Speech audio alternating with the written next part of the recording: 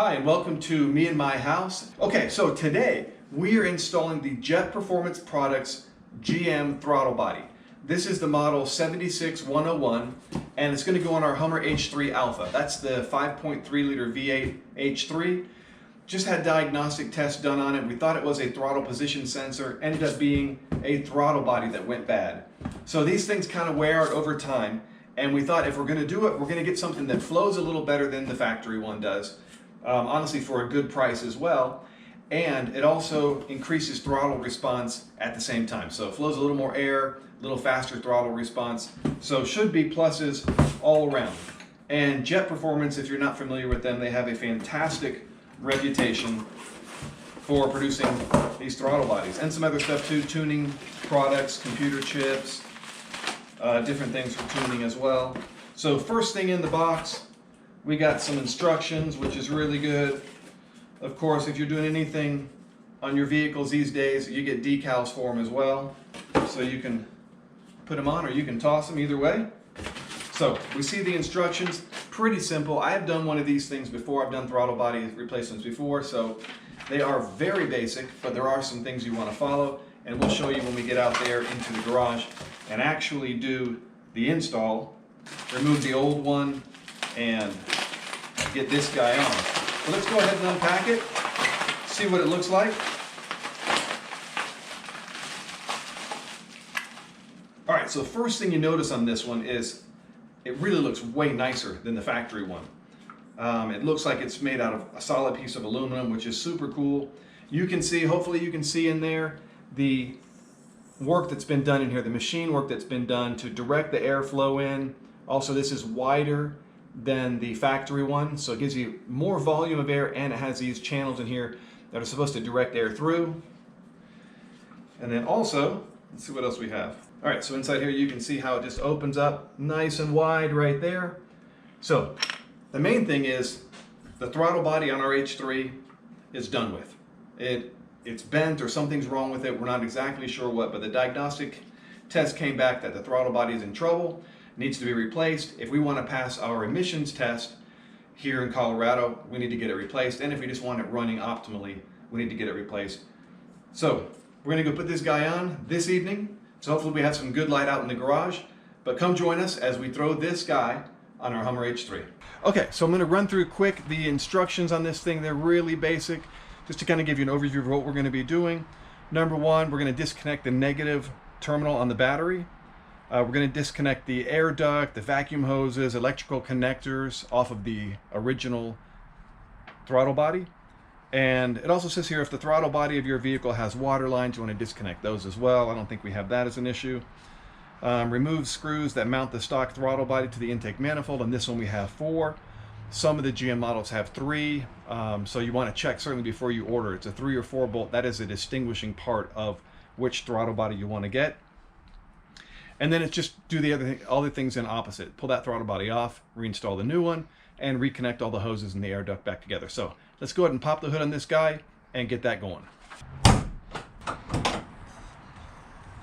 Okay, so the hood struts right here on this H3 are shot. We got new ones inside the house. Just not gonna get those on tonight, unfortunately, but we'll use that baseball bat there as our makeshift hood strut. So over here, so first instruction is to disconnect the negative side of the battery terminal. So we're going to go ahead and do that, expose this guy, and then go ahead and disconnect them. So that way we have the computer free, we got the throttle body free, we don't worry about any currents or any pulses messing anything up. Okay, so got the negative terminal exposed. 10 millimeter will get you where you need to be. And at least on this vehicle, your vehicle might be different. But nonetheless, these are all pretty simple, pretty basic. And the main thing you want to do is protect the electronic parts of your vehicle. Protect your computer, protect any of the sensors, anything that could possibly be damaged from just it being shorted out while you're messing with stuff and unplugging different types of sensors, meters, whatever they are. All right, so we're going to put that somewhere safe so it's not touching any metal. Even if we just lay it across the top here where there's plastic, we're good to go. And you want to take that nut and put it somewhere safe also, so you're not losing it and making a quick run to the auto parts store or the hardware store to replace some stuff you lost. So for the V8 version, we popped this guy off. I'm not sure if the inline 5 has the same setup or not. I just can't remember from pictures I've seen, but either way, you just take that guy, pop him off. You're going to pull off your oil filler cap, throw that back on so no debris gets down in there. And then this guy just comes up.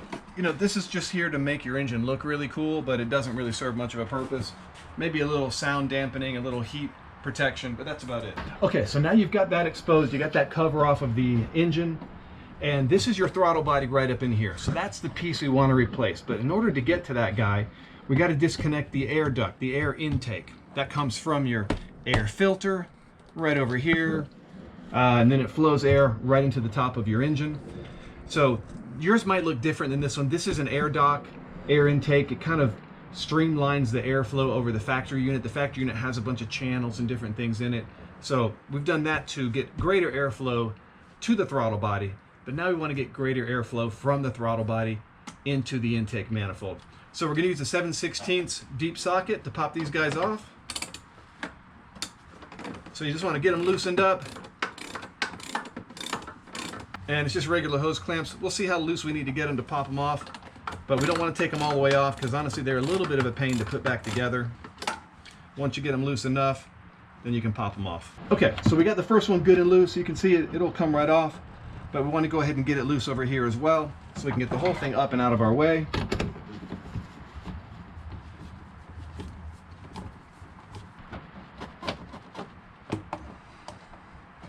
Okay, so that's loose here. We're going to unscrew it back at the air box as well. Just make sure we have plenty of room.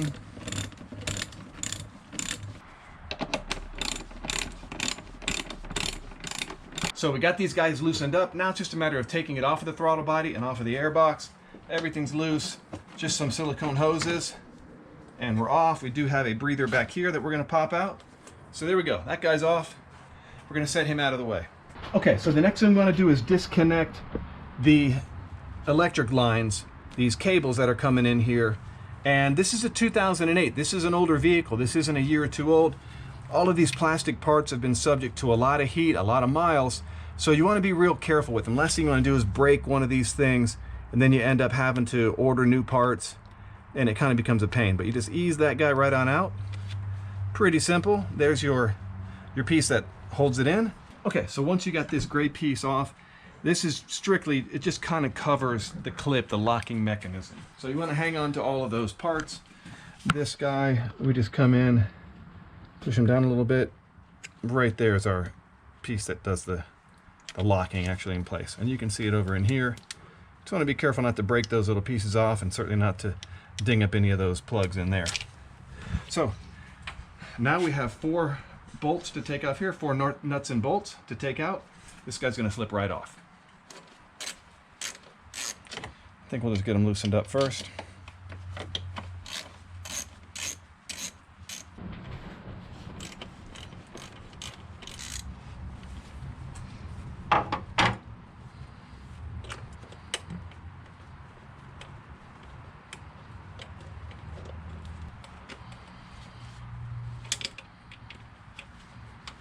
So the top we have nuts, the bottom we got bolts. Okay, hard work's done now. Now we just slip this guy right on off. And here it is. I don't really know how to diagnose what was wrong with this guy, why it was triggering the diagnostic failure. But there are some moving parts in there, probably some bearings. Possibly those went bad.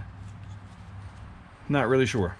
Okay, now we're gonna throw in the Jet Performance. Honestly, after playing with both of them, this one seems to move a whole lot better, a lot less play in there, so that might have been the issue that we were having.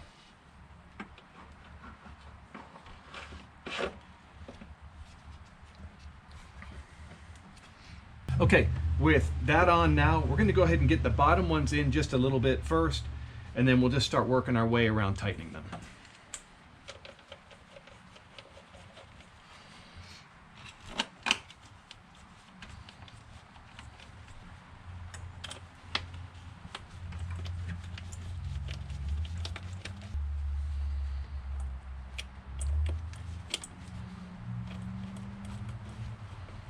Okay, once you have those hand tightened, then the next step is to start tightening with the driver. And you don't want to over tighten them. Once again, this thing's just aluminum. You don't want to over tighten it and do any damage, but you want to get it really good and snug, set back to that O-ring that's back there.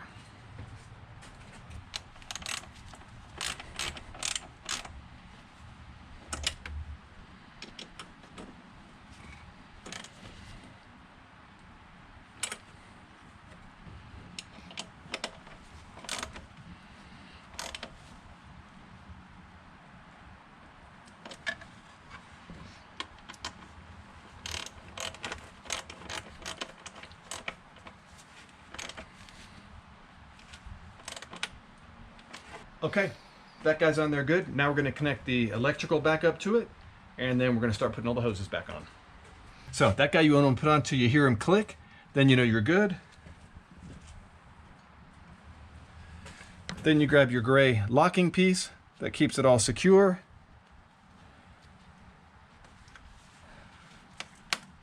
And there we go. We're back hooked up.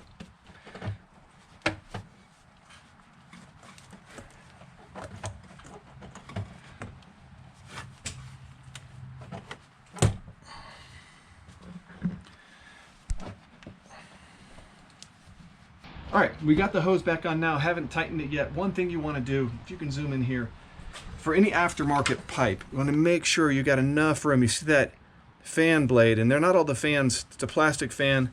They're not all exactly the same size. So you want to make sure you do at least one full rotation, and that one you can see how close it is. So we need to get this pipe up just a little bit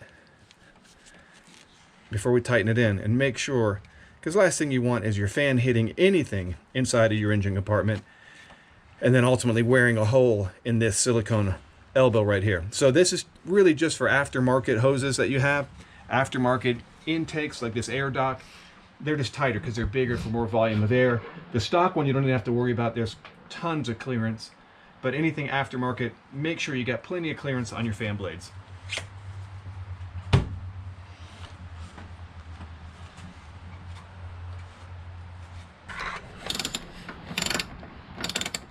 Okay, so also one last thing you want to make sure over here at your air box, the air filter box, make sure you're all the way up to these little barb areas so you got complete closure. You just don't want any water, dirt, dust getting in there.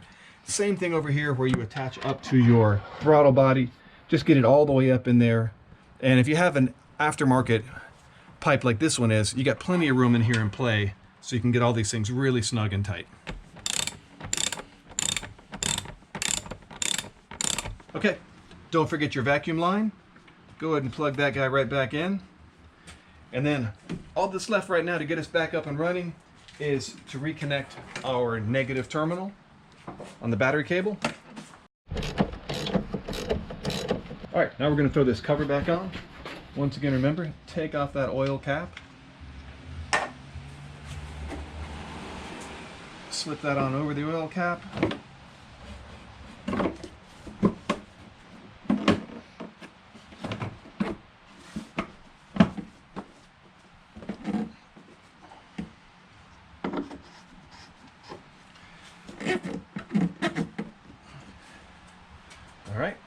All right, all that's left now is to start this guy up, make sure it runs good. Now, Jet Performance recommends that you run this at idle for 20 minutes, and it allows the computer to reconfigure based upon the new throttle body, and then drive it for 50 to 100 miles to allow the whole thing to adjust. Let your computer do the work to adjust. We're not going to do that tonight, but we are going to start it up just to show that it sounds good and it runs good.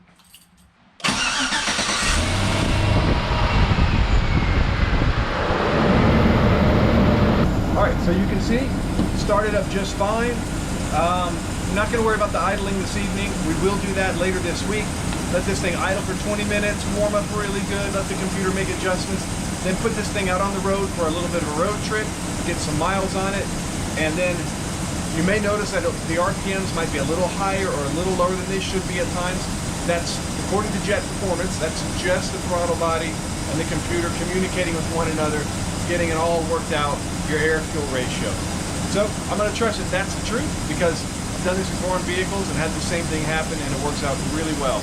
Okay, and that's how it's done. Throttle body replacement on a 2008 Hummer H3 Alpha Edition. Jet Performance makes them for all kinds of vehicles. It's not just this one, GM products, other kind of products. So if you're looking for a little boost in performance, maybe a little boost in acceleration, and if you got a broken one like we had, this is a good way to go. So thanks for checking out Me and My House. Thanks a lot.